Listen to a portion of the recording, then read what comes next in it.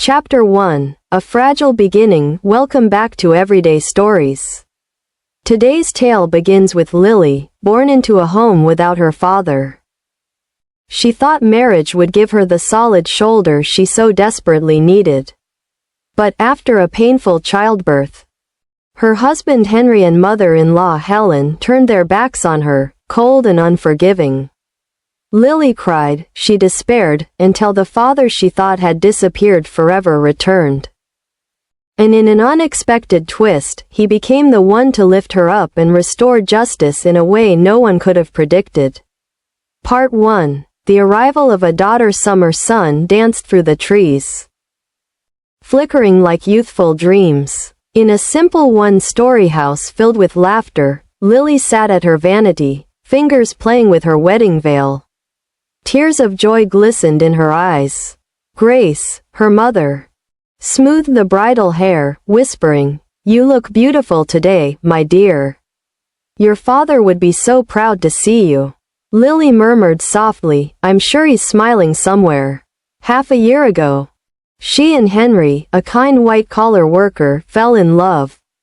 Soon after discovering she was pregnant, they married. Henry was gentle and doting. Helen beamed the moment she heard about the pregnancy.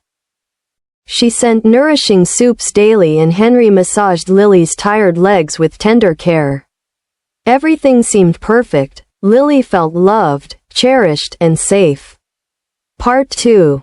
After the wedding bell. The wedding was modest but heartfelt. Lily, glowing in her bridal gown, stood beside Henry, her hopes renewed. They moved in with Helen. At first, the warmth continued. Henry softly rubbed Lily's shoulders, Helen fussed over the home, and all seemed right. Henry said, "I hope our son resembles you, my dear." Lily smiled through tears, believing she had finally found her family. But fate can be cruel. Part 3. A painful birth. Late one night, sirens faintly echoed outside. In the hospital's blindingly white delivery room, Lily trembled with every contraction, gripping the bed rail until her strength waned. Outside, Henry paced anxiously. Beside him stood Helen, repeatedly asking the nurse, "Is it a boy yet? Are we close?" Finally, a newborn's cry filled the room. Lily, bleary-eyed and exhausted, faintly heard the doctor announce, "It's a baby girl, 3.2 kilograms, healthy." Silence fell. Henry's face drained of color. Helen leaned toward the nurse and hissed, "I was told it was going to be a boy, wasting time and resources for a girl." Lily, staring weakly at her daughter, felt her heart crack. That tiny child was treated as if she were doomed from birth. Even as the nurse handed the baby to Henry and then to Helen, neither glowed with joy. They simply moved on, cold and distant. Lily bit her lip, tears mixing with pain. All her dreams of love vanished, replaced by a bone-deep hurt. Part 4. Abandoned in Joy's wake. Days passed in isolation. Henry didn't visit. Helen said nothing. Lily's only comfort came from Grace, feeding her soothing porridge, changing her, holding her daughter when the baby cried. Grace whispered words of resilience. "You're not at fault, sweetheart, and it's not your daughter's fault. Your mother and baby, we'll face this together." Lily, hollowed but not broken, realized she couldn't rely on anyone who only loved on their terms. One afternoon, Grace spoke tentatively. "Honey, your father, he's reached out. He wants to see you, and his granddaughter." Shock. John, a stranger since she was 6, was back. Part 5. A father's return. Sunlight streamed through her home as Lily cradled her sleeping baby. Grace gently said, "Your father is here, outside." Lily's heart pounded. Anger, fear, hope, all tangled. In the yard, she saw John, gray-streaked hair, simple shirt, hesitating, unsure. He swallowed hard. "Lily, I'm so sorry. Not a day passed without me regretting walking away. I have money now. A stable life. But I lost my family. Please, can we start over?" Lily's chest tightened. My mother did everything for me. She raised me. You were gone. Why now? John's gaze softened. Because I couldn't bear to watch you suffer from afar. Grace told me everything. When you were happy, I was glad to leave you alone. But today, you're hurt, and I couldn't ignore that. Helen stepped forward. I understand if you don't trust him. But he's been helping Henry get a better job. Sponsoring opportunities so you and your baby wouldn't suffer. Lily sat stunned. She had never known. Tears filled her eyes. If there was ever a second chance, for her child, maybe it was here. 6. A new path. Lily looked at her daughter's peaceful face and nodded, voice trembling. Let's try. John smiled gratefully, relief flooding his eyes. Grace put an arm around Lily. She realized then that true family isn't defined by blood alone. It's the hands that support you even when the world turns its back. The future stretched ahead, uncertain but no longer hopeless. Lily knew her family, in the true sense, was waiting to walk beside her. Chapter 2. The Hands That Lift. Part 7. Winds of Change. 2 weeks passed. Lily's home, once quiet with pain, was now filled with the soft coos of her baby girl, Emma. Grace and John took turns helping, feeding, cleaning, comforting. The baby's laughter was like the sound of hope learning to speak. Henry had yet to visit. One evening, John sat on the porch, eyes fixed on the horizon. Lily joined him, cradling Emma. I named her Emma, she said softly. It means whole or universal. I wanted her to have what I never did. John nodded, voice husky. She'll have everything now. He pulled out a sleek folder, papers, bank information, real estate listings. I've already bought a small condo in your name. Quiet neighborhood, safe. No more relying on Helen. I want you and Emma to have a fresh start. Lily stared at the folder, overwhelmed. Why are you doing this now? John's eyes welled up. Because I failed once, and I won't fail again. I can't erase the past, but I can build something better for you now. Part 8. The confrontation. Grace entered the room, a bitter note in her voice. Helen's coming over. With Henry. Lily straightened. Her hands trembled slightly as she adjusted Emma's blanket. Let them come. Minutes later, Helen marched in as if she owned the place. Henry followed, his eyes on the floor. You've been hiding from us, Helen snapped. We were generous. We gave you a roof. Now you're acting like we abandoned you?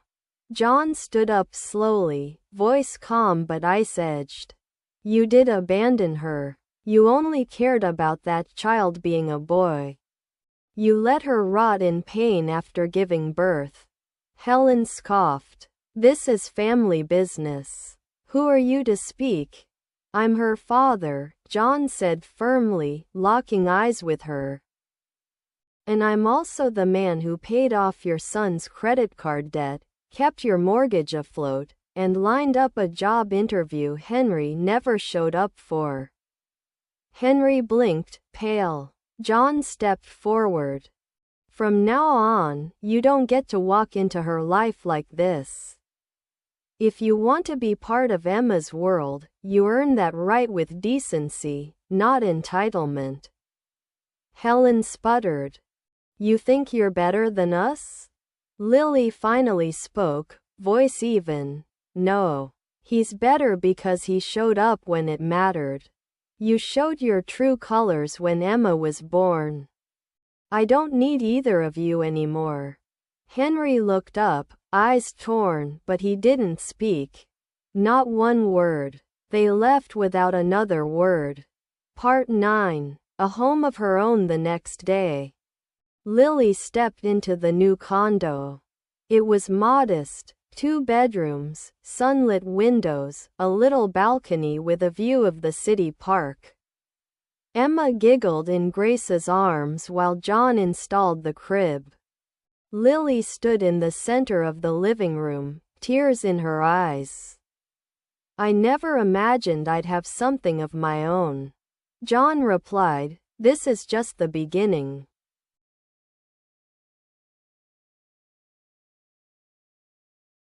Chapter 3. A Woman Reborn Part 10.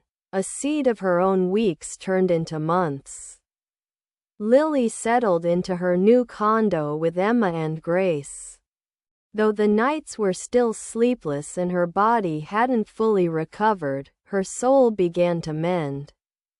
One morning, sipping tea by the window, Lily looked at Emma playing with a soft stuffed bunny. "I want her to see me strong," she whispered. That day, she made a decision to rebuild not just her life but her identity. With some savings and a small loan co-signed by John, Lily rented a tiny street-facing space near the local school. It used to be a flower shop. She cleaned the dust, painted the walls a calming sage green, and hung up a sign, "Little petals, gifts, blooms and baby things." She sold handmade crafts, toys, dried bouquets, and hand-knitted baby clothes Grace helped stitch. The neighborhood noticed. Then word spread. Within a few weeks, her small store had loyal customers, mostly mothers like her. Part 11. A glimpse from the past. One rainy afternoon, the doorbell chimed. Lily looked up. Henry. His hair was longer, eyes darker. He held no umbrella. Water dripped from his coat. I heard you opened a store," he said. Lily didn't move. "Emma okay?" he added, eyes darting to the small playpen behind the counter. "She's thriving," Lily said flatly. "Thanks for asking." 5 months late. Henry swallowed. "I know I messed up. I was scared. I felt trapped. And you think I wasn't?" Lily's voice cracked. "You chose to run. I didn't have that option." Henry stepped closer. "I've changed. People who change don't wait 5 months to say sorry." He looked at Emma, then back at Lily. "I want to be part of her life." She folded her arms. "Not because of guilt. Not because you're lonely. If you want to be a father, you'll start as a visitor. Earn her trust. And mine." Henry nodded slowly. "I'll do whatever it takes." Part 12. Letting the light in. That night, John and Grace sat with Lily at the dinner table. "He came," she told them. "He wants back in." John said nothing at first, then finally offered, "Don't build walls so high you trap yourself in, too." Lily exhaled. "I just don't want to be fooled again." Grace smiled gently. "Then don't. Just lead with caution, not fear." Lily glanced at Emma, now asleep in her crib. Her tiny chest rose and fell peacefully. In that moment, Lily made a vow, not to stay bitter, but to grow wise. Chapter 4. Fire in Her Veins. Part 13. Her name on the door. 3 months had passed. Little Petals wasn't just surviving, it was blossoming. Local parenting blogs wrote about it. A journalist even featured Lily in a small column titled, "The Mom Who Built Her Own Miracle." Grace brought her fresh tea every morning. John dropped by to help fix shelves or play with Emma. The tiny shop had become more than a business, it was Lily's second chance. One evening, as she locked up, she noticed a familiar figure across the street. Henry. He didn't cross over. Just stood there, hands deep in his coat pockets, eyes focused on her and Emma through the glass. She didn't wave. Neither did he. And somehow, that was enough. Part 14. The gala invitation. One Thursday, Lily received an envelope in the mail. Elegant cardstock, embossed letters. Women Rising, Annual Empowerment Gala. You are invited as a featured speaker for your resilience and contribution to the community. Lily stared at it, dumbfounded. Me? Speak in front of strangers? Grace was elated. It's not about the speech, Lily. It's about showing women like you that it can be done. John gave her a nod. Tell your story. The honest version. Lily held the invite close to her chest. Her mind raced, not just with nerves but with pride. Part 15. The speech. The night of the gala, Lily wore a simple cream dress. She left Emma with Grace and stepped into a room of hundreds. When it was her turn, she stepped onto the stage. Spotlight, silence, palms sweating. Then she looked down at the mic and remembered the silence of her hospital room. The rejection. The loneliness. The first time Emma wrapped her hand around Lily's thumb. And she began. I'm not a hero. I'm a woman who was once broken. I believed that being loved meant being accepted, only if I gave enough, sacrificed enough. But motherhood showed me something else. That I didn't need to earn worth. I already had it. We all do. There was stillness. Then slow, rising applause. Tears welled up in her eyes. I'm not standing here tonight because I found someone to save me. I'm standing here because I finally chose to save myself.